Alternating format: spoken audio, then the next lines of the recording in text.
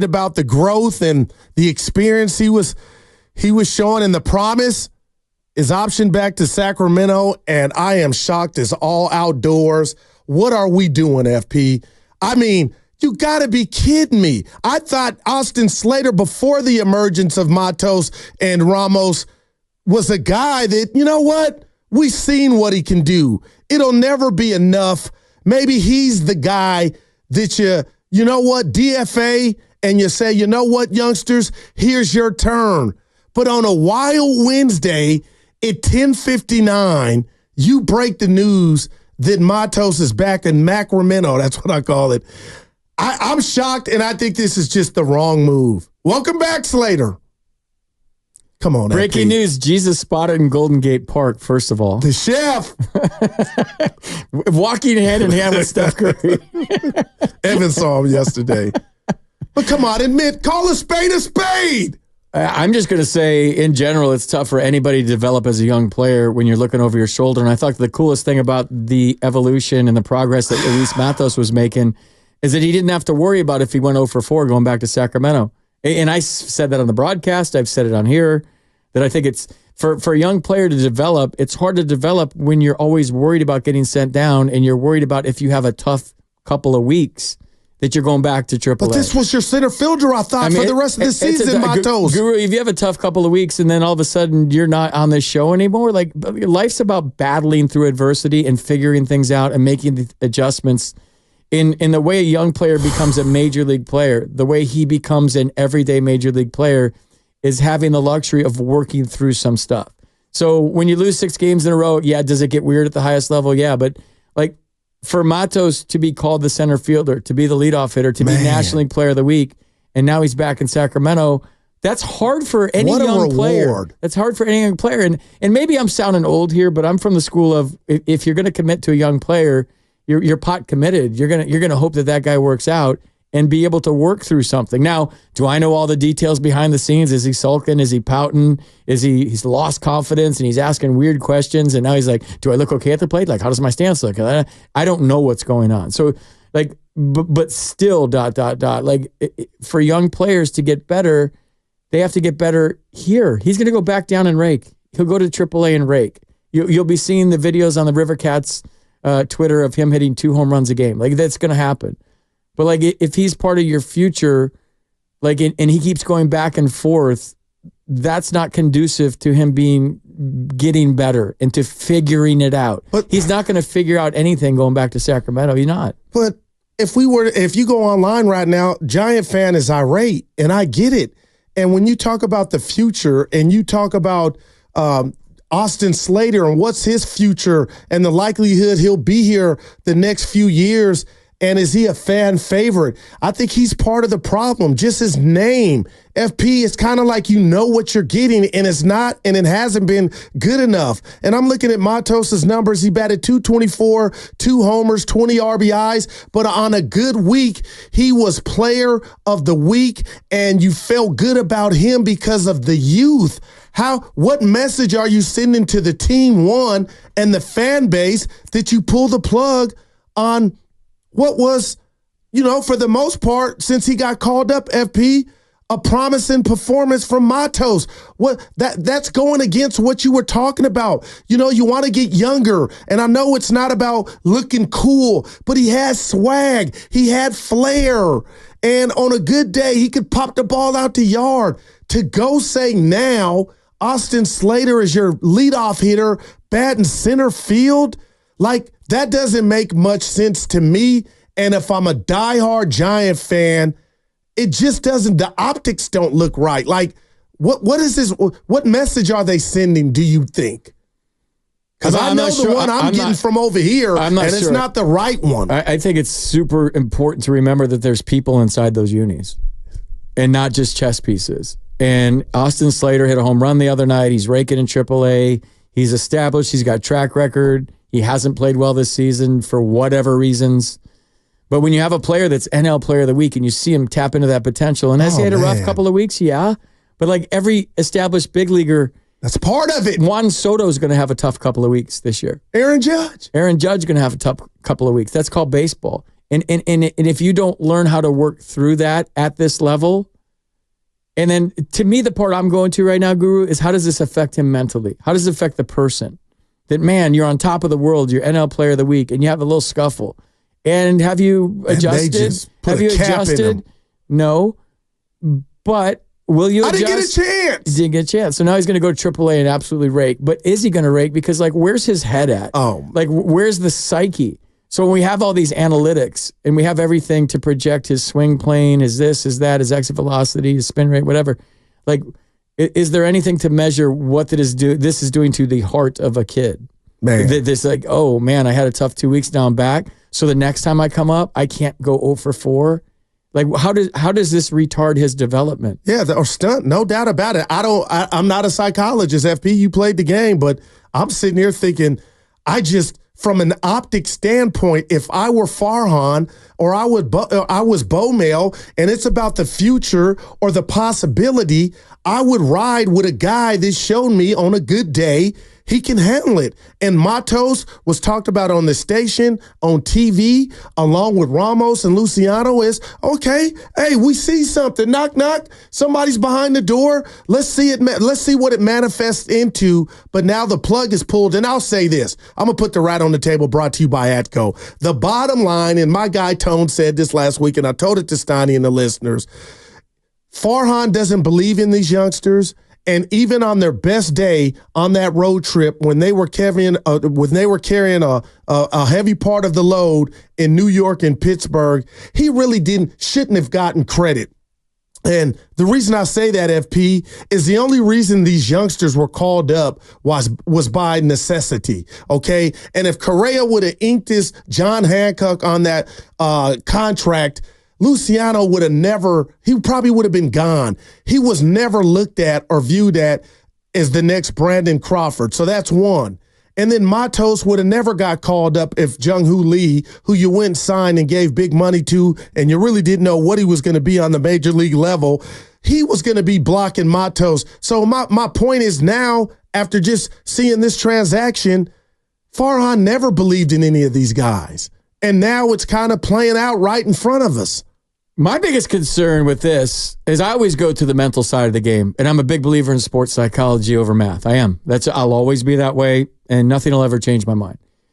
Is the one thing I have noticed traveling with the team, being in the clubhouse, being in the dugout, being on the field, being on the plane, is the Latin contingent has injected so much life and energy into this ball club. I've seen it. Thank you for bringing that up. They're having fun. They have swagger. They have confidence. And if you send a kid down, how does that affect the other guys that are still here?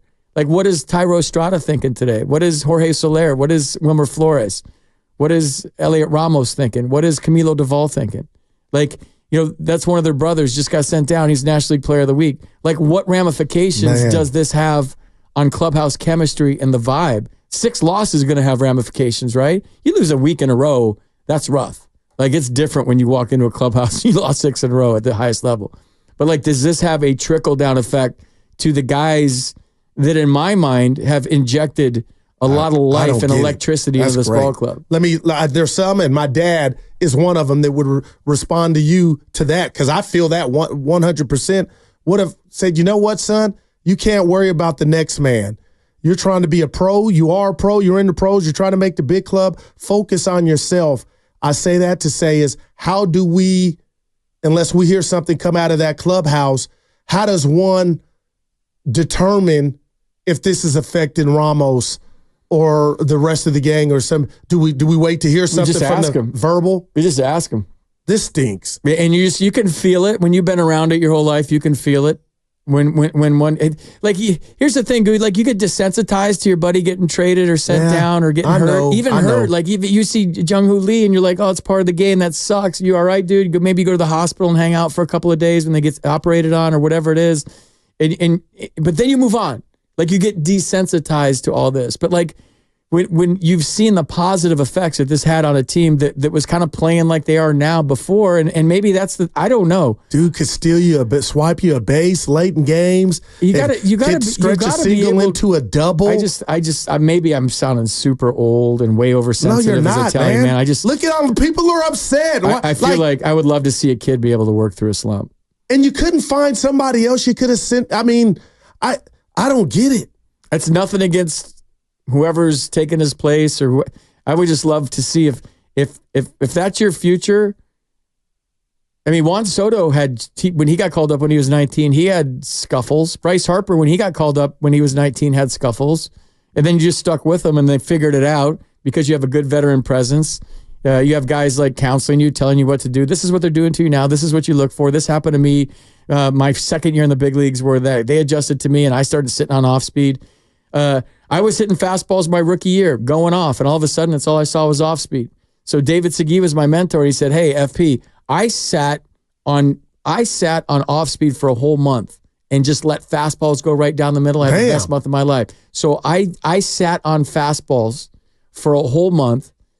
Tony Gwynn beat me out for Player of the Month because I hit like 385 and he hit 400. Because of a veteran pulling me aside. Yeah. So I sat on off speed the whole month. Fastball right down the middle. When you're looking for curveballs and sliders, they don't have the same effect. So it's a cat and mouse game that you make adjustments. But if you're not there, I mean, hell, if I had a bad 2 weeks my rookie year, I would have been sent down too. I mean, I did.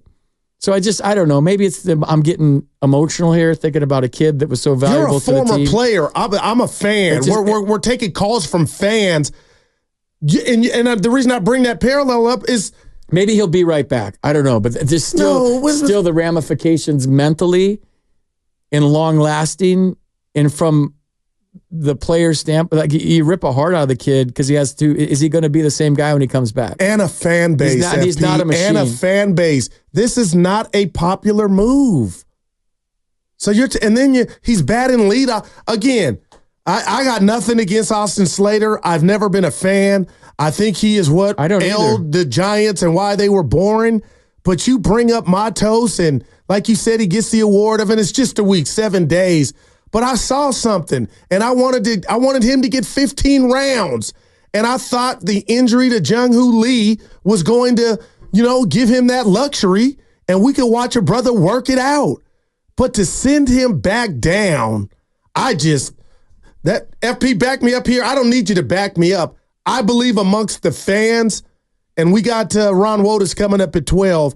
I don't believe this was a popular move. No, I mean, there's players inside the uni, and I think that goes way further than any sort of metric. I do. I mean, I might be wrong, and that might be like an old man take, an old school take, but there's human beings inside those uniforms, and that this part, from that standpoint, I feel bad for Luis. He's a great kid, man. A great kid who can absolutely play the game. He went through a little tough spell. The league adjusted to him. Maybe he didn't adjust as quickly as they wanted to, and now they're going to be like, go down, you'll be the first guy called back up. But we're going to replace you with a guy batting 124 on the season. That's Slater's average. 128. Wow, man.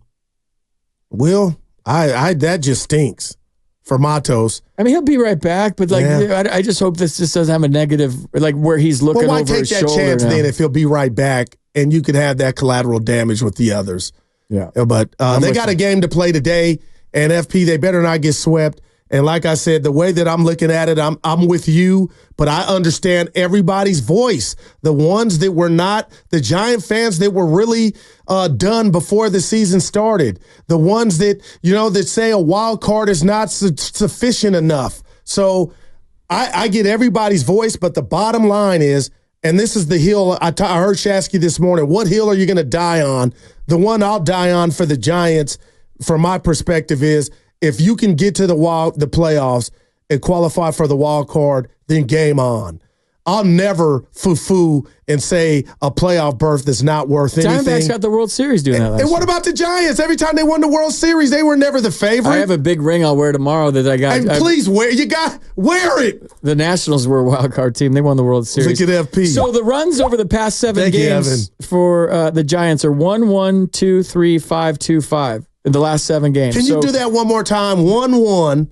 2, 3, 5, 2, 5, the runs the Giants have scored over the past 7 games. Wow. So maybe that's impotent. But I just don't think, I don't know. Who am I to say, man? I just worry about the kid. Like, I'm not the guy that makes decisions. And thank God, Giants fans, that I'm not the guy that makes decisions. I just worry from a human standpoint how this affects Luis Matos. But what about the team, though? What about the team? I would imagine they're in a a lot of funk guys right now. Well, I would imagine a lot of guys are like, wait, what? Now I feel like Spadoni could be, and Spadoni, I love you, and you were out there at the softball game. I feel like he could be pitching for the Diamondbacks today. And if you're right, this is an unpopular move. They score 1 or 2 runs. No, Spadoni would get lit. Oh, well, he'd give up 15 runs in the first inning. Get lit. Monterey's finest. And he might get injured, Come on, you know what I mean, man. Why would they make this move? Evan, what do you think? What do you think about this? I was like, man. What's your take? What's your knee jerk on this? You're a baseball guy. I mean, I'm not a huge fan of it, but at the same time, I thought Matos got a raw deal being moved into the leadoff spot. I just don't think they had a guy at the time that was capable of picking it up, and he just it seemed to kind of mess with him. I think he's overly aggressive right now. I mean, he's 5 for his last 48 at the plate. He's not hitting too well, and I think that they always were going to have Slater back on the team. It just feels like the wrong odd man out, so to speak, especially when you got other players that also aren't performing too well, that are young, that are old. It feels... I feel bad for Matos, but I would also hope that he's back in a couple weeks, because I also think he's somebody who defensively does help you. Like, I know he hasn't helped at the plate, but he's somebody that can be out there every day in center field, and I'm just not sure Slater's that guy. Wow. So I feel bad for Matos. That's my first reaction. Yeah, same. No, I feel bad for the kid. Usually it's a business, and I don't get like this. I'm pretty like... But I'm going baseball. Yeah, I'm going baseball. Lack of empathy usually. This makes no sense to me. Because you're used to this your whole life. Yeah. Usually I'm not this empathetic toward a move, but like when you see the kid, the dynamic he added to the team, and then he struggles a little bit in a 2-week period, and then he's back to the minors. And maybe this, I don't know, maybe he's back tomorrow. I don't know. Austin Slater, 31 years old. I wish I was 31, but FP, is he part of your future to mess? And that's what I'm saying. You're going to... Okay, come right back, batting $128 for that. Like, when you're willing to risk the psyche and the mental of Matos and the gains, because there have been gains and there have been growing pains, but to just throw him back to sack for, this ain't Reggie Jackson that you got batting first, playing center field. To me, there would be a ripple effect in my clubhouse, man. I just don't get how you could do this or risk messing with your psyche for just a guy, Austin Slater, that's just been a guy.